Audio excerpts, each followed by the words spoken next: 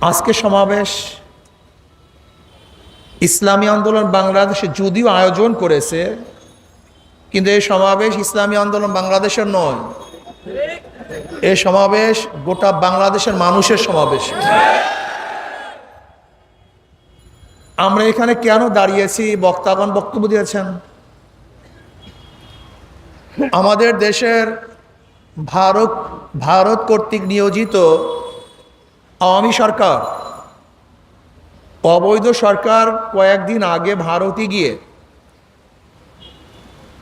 3টা চুক্তি নবায়ন, নতুনভাবে 7টা চুক্তি করেছেন। যদিও কি চুক্তি করেছেন আমাদের দেশের মিডিয়ার থেকে আমরা জানতে পারি নাই। অবৈধ প্রাইম মিনিস্টার আগে আলোচনা করেন নাই, বরং ভারতের মিডিয়ার থেকে আমরা জানতে পেরেছি যে এই চুক্তি হয়েছে। কিন্তু সেই চুক্তির এখনো বিস্তারিত কিছু আমাদের কাছে পেশ করা হয় নাই। চুক্তির মধ্যে কি আছে আপনারা অনেকেই পড়েছেন, আপনারা দেখেছেন যে চুক্তিগুলির মাধ্যমে বাংলাদেশের স্বার্থ সংশ্লিষ্ট কোনো চুক্তি আছে বলে এদেশের বিজ্ঞজন মনে করেন না। এদেশের বিজ্ঞজন মনে করেন সব কিছুই ভারতের জন্যই করা হয়েছে। ইতিমধ্যে টক শোতে ভারতের দালালেরা এর পক্ষে বিভিন্ন ধরনের যুক্তি উপস্থাপন করতেছেন, করাটাই স্বাভাবিক, করবেনও। আমি যতগুলি টক শো শুনেছি, ভারত কর্তৃক দালালদের সবচেয়ে বড় যুক্তি হলো এই যে ভারত আমাদের বন্ধু, স্বাধীনতার পক্ষে ছিলেন, আমাদেরকে সাহায্য করেছেন। যতগুলি ভারত কর্তৃক দালালদের বক্তব্য শুনেছি, প্রত্যেক দালালদের এই পয়েন্টটা সবচেয়ে জোরালো, যেখানে চুক্তি করেছি ভারত আমাদের বন্ধু। বন্ধু কিসের জন্য? ভারত আমাদের স্বাধীনতা যুদ্ধে সহযোগিতা করেছেন। আমি আজকে আপনাদেরকে একটু অঙ্ক শিখাতে চাই, দেখি অঙ্কের জবাব আপনারা কি দেন। ক খ গ কয়জন ব্যক্তি ভাই? কি কি ভাই? 3জনের শত্রু। ক খয়ের শত্রু, খ গয়ের শত্রু। ক আসতেছে নদীতে নৌকায়, খ এবং গ মিলে তাকে হত্যা করেছে। এখন বলেন তো কে কার সাহায্য করেছে? হ্যাঁ, কেউ কাউ সাহায্য করে নাই, এটা মনে রাখতে হবে। ক খ গ, ক খ গ 3জনের শত্রু। আসতেছে কে? হত্যা করছে কারা? খ এবং গ। এখন খ এবং গ কি কার সহযোগী ছিল না উভয় কাজ সিদ্ধ করেছে?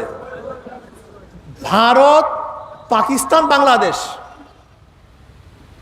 ভারত, পাকিস্তান, বাংলাদেশ। আপনাদেরকে প্রশ্ন করতে চাই, ভারত কি পাকিস্তানের বন্ধু না শত্রু? আচ্ছা বলেন তো, আমরা পাকিস্তানের বিরুদ্ধে আন্দোলন করেছিলাম, পাকিস্তান আমাদের বন্ধু না শত্রু? তো উভয়। এখন যুদ্ধ বাজছে কাদের সাথে? আমাদের সাথে, পাকিস্তানের সাথে। সেখানে যদি ভারত অংশগ্রহণ করে, আমাদের সহযোগী না তার স্বার্থ উদ্ধার করেছে? এটা প্রথম অঙ্কটা বুঝেন। ভারত আমাদের সাহায্য করার জন্য আসে নাই, বরং পাকিস্তানের শত্রু ভারত, ভারতের শত্রু পাকিস্তান। মাত্র 65-তে ভারতের বিরুদ্ধে পাকিস্তানের বিরুদ্ধে ভারতের বিশাল যুদ্ধ হয়ে গেছে। সে চায় পাকিস্তানের ভূখণ্ডটাকে গোটা দুনিয়ার থেকে তুলে দেওয়ার জন্য। এর জন্য বার মার্চ করেছে। আপনারা জানেন জওহরলাল নেহরু সাহেব, তিনি স্পষ্ট বলেছেন আমরা আবার অখণ্ড ভারত চাই। সেই বক্তৃতা এখনো আছে, RSS তাদের বক্তৃতার মধ্যে আছে আমরা অখণ্ড ভারত চাই। বিজিবির মন্ত্রীরা তাদের পেজ থেকে ঘোষণা দেয় আমরা ভারত, পাকিস্তান, বাংলাদেশকে, নেপাল এবং ভুটানকে এক করে আমরা আবারও অখণ্ড ভারত গড়তে চাই। কাজে যেহেতু পাকিস্তানের শত্রু ভারত, ভারতের শত্রু পাকিস্তান, আর কয়েকদিন আগেই আমরা ভারত থেকে আলাদা হয়েছিলাম। মনে রাখতে হবে যে আমরা স্বাধীন হয়েছে পাকিস্তানের থেকে। আমরা কিন্তু 71-এ বাংলাদেশ ভারত থেকে স্বাধীন হয় নাই, বরং 71-এ পাকিস্তান স্বাধীন হয়েছে। পাকিস্তান থেকে পাকিস্তানের মধ্যে যুদ্ধ ছিল, সেই যুদ্ধটা ছিল পূর্ব পাকিস্তান এবং পশ্চিম পাকিস্তান। যেহেতু পূর্ব পাকিস্তান এবং পশ্চিম পাকিস্তানের মধ্যে যুদ্ধ, পূর্ব পাকিস্তান জিতার কারণে সেই পূর্ব পাকিস্তানের নামই হয় বাংলাদেশ। আগে অঙ্ক বুঝতে হবে। কাজে আমি বিশ্বাস করি ভারত আমাদেরকে সাহায্য করে নাই, বরং দুই শত্রু মিলে আর এক শত্রুকে আমরা প্রতিহত করেছি। এবার আসুন, ভারত কি সাহায্য করেছে? 25শে মার্চ রাত্রে যুদ্ধ শুরু, শেখ সাহেব অ্যারেস্ট হলেন, যুদ্ধ শুরু হয়ে গেল। March, April, May, June, July, August, September, October, November, December, 16ই ডিসেম্বর স্বাধীনতা ঘোষণা হলো, চুক্তিপত্রে দস্তখত হলো। কিন্তু ভারত তার সৈন্য আমাদের দেশে প্রেরণ করলেন কবে? 3রা ডিসেম্বর।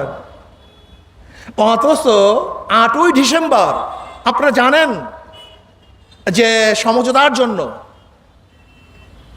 পাকিস্তান আত্মসমর্পণের জন্য অলরেডি চিঠি লেখা হয়ে গেছে।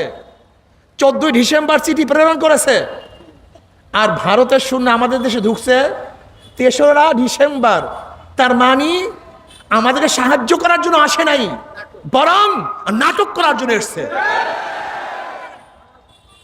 16ই ডিসেম্বর তো চুক্তিপত্রে স্বাক্ষর হয়ে গেছে, 14ই ডিসেম্বর প্রেরণ করা হয়েছে, 8ই ডিসেম্বর পরিকল্পনা করা হয়েছে।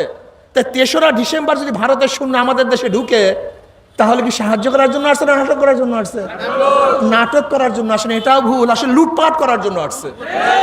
এবার শোনেন লুটপাটটা কি। ভারতের দালালদেরকে বলবো, ভালো মতো কান খুলো, শোনার চেষ্টা করো, কান খুলো, শোনার চেষ্টা করো। আমাদের দেশের সেনাপ্রধান ছিলেন ওসমানী সাহেব, কর্নেল ওসমানী সাহেব। যদি যুদ্ধ আমরা করি, তাহলে নিয়াজির সাথে অরোরার কেন স্বাক্ষর হবে? আমাদের সাথে নিয়াজির সাথে স্বাক্ষর হবে ওসমানীর, কিন্তু ওসমানীকে সেখানে যেতে দেওয়া হয় নাই কেন? এই প্রশ্ন আজও কেউ করে না, আজও কেউ করে না। আমাদের দেশের বাংলাদেশের তৎকালীন সময় সেনাপ্রধান ছিলেন কর্নেল ওসমানী সাহেব। তেনাকে কেন সেই সমঝোতা অনুষ্ঠানে যোগ দিতে দেওয়া হয় নাই? তিনি যেতে পারেন নাই, স্বাক্ষর করতে পারেন নাই। সেখানে ভারতের পক্ষ থেকে আঞ্চলিক সেনাপ্রধান অরোরার সাথে চুক্তি হয়েছিল। আপনাকে জানেন চুক্তির পরে কি হয়েছিল? তৎকালীন সময় ইংল্যান্ডের গার্ডিয়ান পত্রিকায় ছাপা হয়েছিল যে ভারতের সৈন্যরা আমাদের দেশ থেকে এমন লুটপাট শুরু করেছে, এমনকি বাথরুমের ঝর্ণা, বাথরুমের টেপ, যেহেতু ঢাকার মধ্যে বিদেশে অনেক মাল পাওয়া যেত, এর জন্য তারা টেলিভিশন, রেডিও, শাওয়ার, গাড়ি, সমুদ্রের জাহাজ, রাইফেল, ট্যাঙ্ক, মানুষের ঘর বাড়ি, টাকা পয়সা, এমন কিছু নাই যা লুট করে নেই। গার্ডিয়ান পত্রিকা ছাপা হয়েছিল তৎকালীন সময় 220 কোটি ডলার, 220 কোটি ডলার ভারত লুটপাট করেছিল। যদি ভারত আমাদের বন্ধুই হয়, এত লুটপাট কেন করবেন? এত চুরি কেন করবেন? এত ডাকাতি কেন করবেন? আপনারা দেখেছেন সেই পত্রিকাগুলির রিপোর্ট। এমনকি অরোরা সাহেব যখন বাংলাদেশে আসতেন ওই সময়, তখন আমাদের বাংলাদেশের সেনা প্রধান যেই বাংলুরে থাকতেন, সেখানে তাকে থাকার জায়গা দেওয়া হয়েছিল। শুধু কি তাই, ইতিহাস বলে যে ভারতের সৈন্যরা মিষ্টির দোকানে ঢুকত, মিষ্টি খেত, পয়সা দিত না, দুর্ব্যবহার করত। চুরি ডাকাতির একটা মর্গ স্বর্গ এই দেশে তারা কায়েম করেছিল। সেই ভারত আমাদের বন্ধ হয় কিভাবে? শুধু কি তাই, আপনারা কি জানেন ভারত তারপর থেকে আমাদের দেশের সাথে আজ পর্যন্ত ভালো কোনো ব্যবহার করতে পারে নাই। এখন বলতে পারেন ইন্দিরা গান্ধী ভারতের সৈন্য ফিরিয়ে নিয়ে গেছে। আমরা তো আগেই বলেছি যে ভারতের সৈন্য তো আমাদের দেশকে রক্ষা করার জন্য আসে নাই, ডাকাতি করার জন্য আসছে। আমরা ইন্দিরা গান্ধীকে বলেছি ডাকাতকে ফিরিয়ে নিয়ে যাও, বাংলাদেশের জনগণ পাকিস্তানের সৈন্যের বিরুদ্ধে যেরকম লড়াই করেছে আর একবার তোমার সৈন্যের বিরুদ্ধে লড়াই করবে। গান্ধী ভয় পেয়ে তার দেশের সৈন্যকে এ দেশ থেকে প্রতিহত করতে বাধ্য হয়েছে। আজকে ভারত আমাদের সাথে কি শত্রুতা করেছেন তা কি জানেন? এদেশের অনেকেরই জানা নেই। আজকে ভারত আমাদের সীমান্তে হাজার হাজার হাজার হাজার মানুষ হত্যা করেছে। শুধু 2001 থেকে 11 পর্যন্ত 1100-এর উপরে মানুষকে হত্যা করেছে। 1100-এর উপরে মানুষকে হত্যা করেছে। ফেলানিকে কাঁটা তারের মধ্যে গুলি দিয়ে বাঁদরের মতো ঝুলিয়ে রেখেছে। ভারত গঙ্গা নদী সহ 53 নদী 54 নদীর পানির বন্টন আজ পর্যন্ত করে নাই, আজ পর্যন্ত করে নাই। আর আমাদের প্রাইম মিনিস্টার কি বলেছেন? যেরকম ইউরোপ কান্ট্রির মধ্যে বর্ডার নাই, আমাদের বর্ডার থাকবে না। তার মানে হলো এই, উনি অচিরেই এই দেশকে ভারতের কাছে তুলে দিবেন সেই ষড়যন্ত্র করতেছেন। আজকে চুক্তির মধ্যে আমরা কি দেখলাম? এমনকি প্রতিরক্ষা মন্ত্রণালয়ের শান্তির ব্যাপারেও ভারতের গভীর আগ্রহ। গোটা মিলিটারি ডিপার্টমেন্ট ভারত পরিচালনা করবেন এই চুক্তির মধ্যে, তাও দেখা গেছে। আজকে 820 কিলোমিটার রাস্তা করিডোর আমরা ট্রেন পথে ভারতকে দিয়ে দিয়েছি, বহুত করিডোর দিয়েছে। অথচ নেপালে যাওয়ার জন্য আমাদের মাত্র 22 কিলোমিটার ট্রানজিট রাস্তা ভারত আমাদেরকে দেয়নি। ভুটানে যাওয়ার জন্য মাত্র 35 কিলোমিটার রাস্তা ভারত আজ পর্যন্ত আমাদেরকে দেয় নাই। আজকে চুক্তির মধ্যে বলছে নেপাল ভুটান হয়ে আমরা ভারতের সাথে রেল সংযুক্ত করব, অথচ ভুটানে তো কোনো রেল লাইনই নেই। নেপালে সামান্য কিছু রেল লাইন আছে, সেটা পাহাড়ি অঞ্চল, সে রেলই চলে না। তার মানে হলো এই, ও জানে যে নেপালের সাথে কোনো দিন রেল লাইন হবে না। রেল লাইন হবে ভারত টু ভারত, আর করিডোর হবে বাংলাদেশ। সেই চুক্তির মধ্যে স্পষ্ট নাই সে রেলের মধ্যে কি বহন করবে, অস্ত্র বহন করবে না টাকা বহন করবে না সৈন্য প্রেরণ করবে, স্পষ্ট নাই। আমরা বুঝতে পারি নিশ্চিত ভারত সে ট্রেন লাইনের মাধ্যমে এদেশে সৈন্য প্রেরণ করবে এবং তার অস্ত্র প্রেরণ করবে। এটা অবস্থাটা কি হবে জানেন? খাল কেটে কুমার আনার মতো অবস্থা। 7 সিস্টার দিয়ে চীনের সাথে ভারতের বিরোধ। যখনই আমরা ভারতকে করিডোর দিয়েছি, আলটিমেট চীন আমাদের বিরোধী হয়ে যাবে। তার মানে হলো এক পরাশক্তির শত্রুতা আমরা নিজে চুক্তির মাধ্যমে গ্রহণ করেছি। আজকে ভারতের অবস্থা কি জানেন? ওরা শুধু নেয়, আমাদের কিছুই দেয় না। তো চামচারা বলবে ছিটমহলের সমাধান হয়েছে, ওই জায়গায় করিডোরের সমাধান হয়েছে। আরে ভাই, ছিটমহল তো আমাদের ছিল, ভারত অবৈধভাবে দখল করেছে, আমরা সেইটা নিয়ে এসেছি। বলতে পারেন পানি চুক্তি, সাগর চুক্তি সমাধান হয়েছে? না, ভারতের সাথে সাগরের চুক্তি যৌথ পরামর্শের ভিত্তিতে, আলোচনার ভিত্তিতে সমাধান হয় নাই, বরং আমরা আন্তর্জাতিক কোর্টে কেস করেছি, কেসে আমরা জিতছি।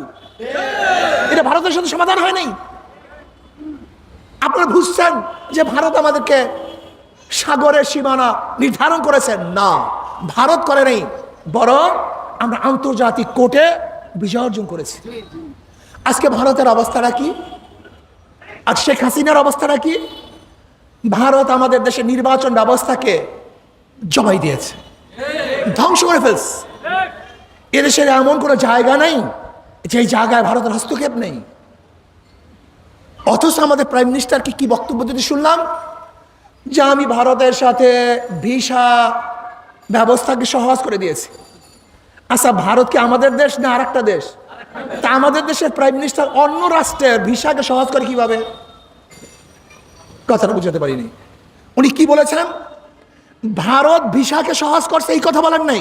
কি বলেছেন? আমি ভারতের ভিসা সহজ করে দিয়েছি। তার মানে উনি দেশের প্রাইম মিনিস্টার নয়, উনি হলো ভারত কর্তৃক ভারতের একজন মুখ্যমন্ত্রী। মুখ্যমন্ত্রী আমি বলি নাই, গোটা ভারতের লোক তাকে মুখ্যমন্ত্রী বলে, এমনকি মুখ্যমন্ত্রী বলেই তাকে সম্বোধন করেছে। কিন্তু আমরা লজ্জা পাই, লজ্জিত। ভারতের একজন মুখ্যমন্ত্রীও যদি দিল্লিতে যায়, তার যে শ্রদ্ধা এবং সম্মান, আমাদের দেশের মুখ্যমন্ত্রী ভারত কর্তৃক মুখ্যমন্ত্রী ভারতে গেলে সেই সম্মান শ্রদ্ধাটুকু পায় না। যদি আমাদের দেশে প্রাইম মিনিস্টার ভারতে যেতেন, তাহলে কমপক্ষে সেই দেশের প্রাইম মিনিস্টার তাকে অভ্যর্থনা জানাবার জন্য, রিসিভ করার জন্য আসতেন। কিন্তু ভারতের প্রাইম মিনিস্টার তো দূরের কথা, নাম করা কোনো মন্ত্রীও তাকে রিসিভ করার জন্য এয়ারপোর্টে আসে না। এসে লজ্জার কিছু হতে পারে না। আমরা লজ্জিত। আমি বলবো, যদিও আপনি অবৈধভাবে আমাদের দেশের প্রাইম মিনিস্টার, যদি ভারত আপনাকে সম্মান ইজ্জত না দেয়, আপনি আর কোনোদিন ভারত সফরে যাবেন না। এটা আমার অনুরোধ। এরপর আসুন, আজকে ট্রানজিট নিয়ে কথা হচ্ছে। আসলে ট্রানজিট নয়, করিডোর। ট্রানজিট হলো এক দেশের থেকে আর এক দেশে যাওয়া, এক দেশের উপর থেকে আর এক দেশে রাস্তা বা ট্রেন অথবা প্লেন পথে যাওয়া বা নৌপথে যাওয়ার নাম ট্রানজিট। আর করিডোর হলো এক দেশ আর এক দেশকে ব্যবহার করে তার দেশে যাওয়া, এর নাম হলো করিডোর। আজকে ভারতকে আমরা করিডোর দিয়েছি, ট্রানজিট দেই নেই। ভারত আমাদের জায়গা ব্যবহার করে তার কোথায় যাবে? ভারতে যাবে। আমাদের জায়গা ব্যবহার করে মিয়ানমারে যাবে না, বরং তারা কোথায় যাবে? ভারতের, এর নাম করিডোর। যদি আমাদের জায়গা ব্যবহার করে তারা যে মিয়ানমারে যেত, সেইটা হলো কি? ট্রানজিট। কাজে করিডোর তো দেওয়ার কোনো আইন আমাদের দেশে নেই। স্বার্থবিহীন আমরা করিডোর দেবে কেন? আজকে বর্তমান অবৈধ সরকারের কাছে বাংলাদেশের জনগণ জানতে চায়, পদ্মা সেতুতে কত আয় আমরা মুখস্থ করছি, আমরা সবাই জানি। এত আয় হয়েছে ঈদের মধ্যে, এত আয় হয়েছে এত দিনের মধ্যে। কিন্তু আমি প্রশ্ন করতে চাই, সেই 2015 থেকে বা 9 থেকে আজ পর্যন্ত আপনি ভারতকে যেই ট্রানজিট অফার করিডোর দিয়েছেন, সেই করিডোরের থেকে কত আয় করেছেন সেটা বাংলাদেশ জনগণ জানতে চায়। কত টাকা আয় করেছেন এটা আমাদের জানার অধিকার আছে কি নেই?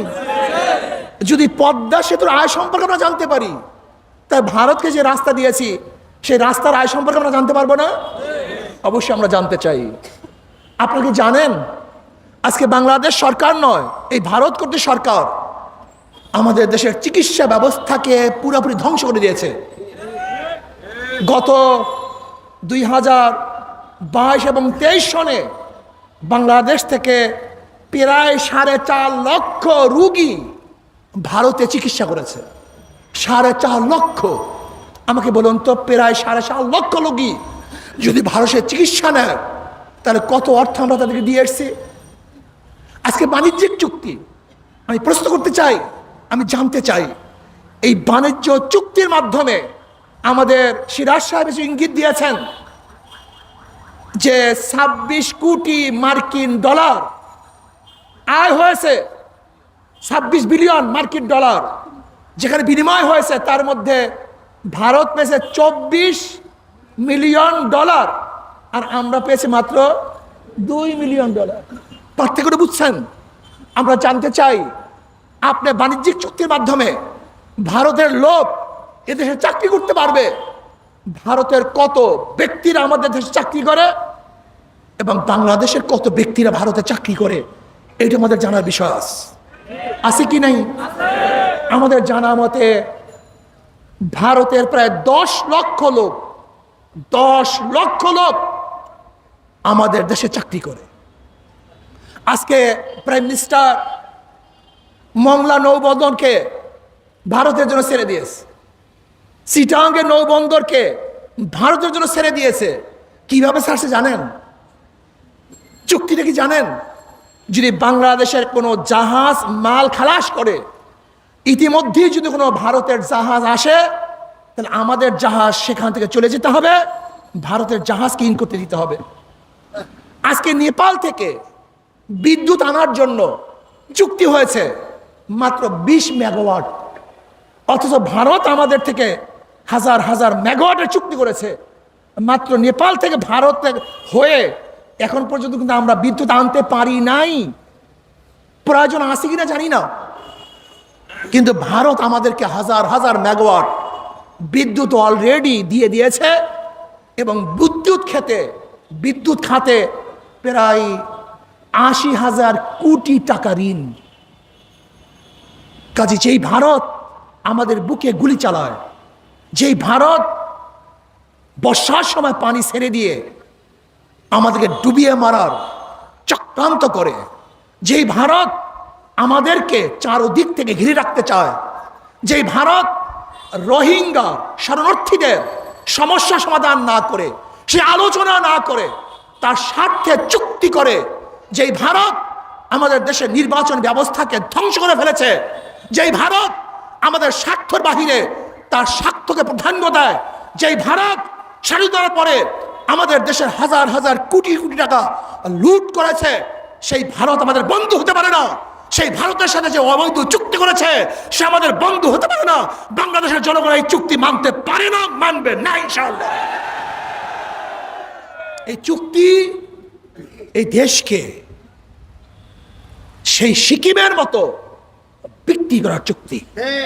আপনাকে জানেন, সিকিম একসময় ভারতের বাহিরের এক কান্ট্রি ছিল, স্বাধীন একটা রাষ্ট্র ছিল, কিন্তু লেনদুপ দর্জির সাথে হাতাহাত করে ভারত সেই দেশকে গ্রাস করে ফেলেছে। লেনদুপ দর্জি নিজেই বলতেন, যখন আমি স্বাধীন রাষ্ট্রের প্রধান ছিলাম তখন আমাকে ভারতের প্রাইম মিনিস্টার অভ্যর্থনা জানাবার জন্য লাল গালিচা এয়ারপোর্টে বিছিয়ে দিতেন, অথচ আমি যখন দেশকে তাদের হাতে তুলে দিয়েছিলাম, এরপরে ভারতের একজন ঊর্ধ্বতন কর্মকর্তার সাথেও মাসকে মাস বসেও আর কথা বলার সুযোগ পাইনি। এর নাম ভারত। ভারত নিজের স্বার্থ বুঝে, অন্যের স্বার্থ বুঝে না। আমরা পাশের কান্ট্রির সাথে ভালো ব্যবহার করতে চাই, সুসম্পর্ক রাখতে চাই, লেকিন আমি আমাদের অবৈধ সরকারকে বলবো, যখনই কথা আসে তখন আপনি ইউরোপের তুলনা দেন, কিন্তু আমি বলবো ভারতের সাথে তো ইউরোপের কোনো সীমানা নাই। ভারতের সাথে সীমানা আছে পাকিস্তানের, ভারতের সাথে সীমানা আছে চীনের, ভারতের সাথে সীমানা আছে আফগানের। আপনি তাদের তুলনা দেন, সেই চীনের সাথে ভারতের সম্পর্কটা কি, ভারতের সাথে পাকিস্তানের সম্পর্কটা কি? আপনি আমাদের দেশের সীমানা তুলে দেওয়ার, বর্ডার তুলে দেওয়ার বক্তব্য দেন। আপনি এই ক্যাটাগরি করো কেন বলেন না যে ভারতের সাথে চীনেরও কোনো সীমানা থাকবে না, ভারতের সাথে পাকিস্তানের কোনো সীমানা থাকবে না? এই বক্তব্য আপনি দেন। যদি এই বক্তব্য আপনি দেন, পরের দিন আপনার গদিও থাকবে না। যেহেতু আমাদের দেশের মানুষগুলি লোভী, আমাদের দেশের মানুষগুলি জ্ঞান পাপী, আমাদের দেশের মানুষগুলি জাহেল, আমাদের দেশের মানুষগুলির হুঁশ কম যা অধিকাংশ। এর জন্য আপনি যা বলেন তাই তারা শুনে। কিন্তু অন্য দেশের মানুষগুলি এত জাহেল না, এত অদূরদর্শী নয়, এত লোভী নয়। আজকে আপনি ভারতকে সব কিছু দিয়ে দিবেন আর বাংলাদেশের জনগণ তা তাকিয়ে থেকে দেখবে, এটা আমরা কোনোদিন সহ্য করতে পারি না। এবার বাংলাদেশের কথা বলি। কয়েকদিন আগে প্রাইম মিনিস্টার নির্লজ্জভাবে ঘোষণা দিয়েছেন, আমি দুর্নীতির বিরুদ্ধে 0 টলারেন্স ঘোষণা করব। কত নির্লজ্জ! আমি বলবো, এই র্যাবের প্রধান বেনজিরকে কে বানিয়েছে? কথা বলেন। বেনজির এক সময় র্যাবের প্রধান ছিল না? এই র্যাবের প্রধান কে বানিয়েছে? শেখ হাসিনা। বেনজির এক সময় আইজি ছিল না, পুলিশের প্রধান ছিল না? এই পুলিশের প্রধান কে বানিয়েছে? আচ্ছা বলেন তো, গোটা বাংলাদেশের জন্ম হওয়ার পরে কোন আইজি চলে যাওয়ার পরে পুলিশের নিরাপত্তা পেয়েছে এরকম একটা ঘটনা আছে? একটা। বেনজির সে চাকরি থেকে অবসর পাওয়ার পরেও সে পুলিশ প্রোটেকশন পেয়েছে। আপনি কি জানেন বেনজির চাকরিচ্যুত হওয়ার পরেও পুলিশ প্রোটেকশন কেন পেয়েছিল? র্যাবের সময়, র্যাবের প্রধান থাকাকালীন অবৈধভাবে শেখ হাসিনাকে এই বেনজির ক্ষমতায় নিয়ে এসছে। আবার আইজি থাকাকালীন অবৈধভাবে বেনজিরকে ক্ষমতা শেখ হাসিনাই নিয়ে আসছে। যে শেখ হাসিনা বেনজিরকে এই পর্যন্ত নিয়ে আসছে, আবার বেনজিরও শেখ হাসিনাকে ওই পর্যন্ত নিয়ে আসছে। সেই বেনজির যদি দুর্নীতি করে, আমি বলবো বেনজির দুর্নীতি করে নেই। যদি বেনজির দুর্নীতি করে, তাই দুর্নীতির গডফাদার হলো শেখ হাসিনা। আজকে আসাদ সাহেব, তিনি ডিএমপির কমিশনার ছিলেন, তার খতিয়ান কিছুটা বের হয়েছে।